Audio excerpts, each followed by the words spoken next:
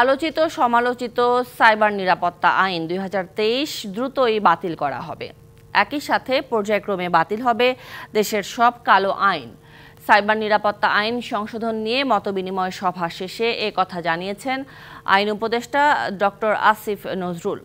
এ সময় তথ্য প্রযুক্তি উপদেষ্টা নাহিদ ইসলাম জানান, স্বাধীন দেশে সাইবার নিরাপত্তা আইনে আর যাতে কোনো মামলা না হয় সে ব্যবস্থা নেওয়া হবে। রাজধানীর বিচার প্রশাসন প্রশিক্ষণ ইনস্টিটিউটে সাইবার নিরাপত্তা আইন ২০২৩ সংশোধনে মতবিনিময় সভার আয়োজন করে আইন মন্ত্রণালয়। এতে অংশ নেন বিশ্ববিদ্যালয়ের শিক্ষক, মানবাধিকার কর্মী, সাবেক বিচারক, সিনিয়র আইনজীবী ও সাংবাদিক নেতারা। অংশ নেন সাইবার নিরাপত্তা আইনে মামলার শিকার ভুক্তভোগীরাও। দেশের বাইরে থেকেও অনলাইনে যুক্ত হন কয়েকজন আইনজীবী। শুরুতেই সাইবার নিরাপত্তা আইন সংশোধনের প্রস্তাবনা তুলে ধরা হয় মন্ত্রণালয়ের পক্ষ থেকে। Article 39 sub-article 2 of the Constitution guarantees two freedoms. সংশোধনী প্রস্তাবের বিরোধিতা করে এটি বাতিলের পক্ষে যুক্তি তুলে ধরেন বক্তারা। এ সময় আইন অপব্যবহারকারীদের শাস্তির পাশাপাশি ভুক্তভোগীদের ক্ষতিপূরণ দেওয়ার দাবিও উঠে আসে এই সভায়। একটা আইনের মধ্যে এই কম্পিউটার ক্রাইমস, কন্টেন্ট মডারেশন এবং সাইবার সিকিউরিটি তিনটা আলাদা অধ্যায় যুক্ত করা হোক। এটা মূলত গণমাধ্যমের কণ্ঠরোধ এবং ভিন্ন মত লোকের কণ্ঠরোধের জন্য এই আইনটি করা হয়েছে। কিন্তু আমি ডিজিটাল সিকিউরিটি অ্যাক্টই বলি আর সাইবার সিকিউরিটি অ্যাক্টই বলি, এগুলোকে আমি মোটা দাগে বলি কালা কানুন।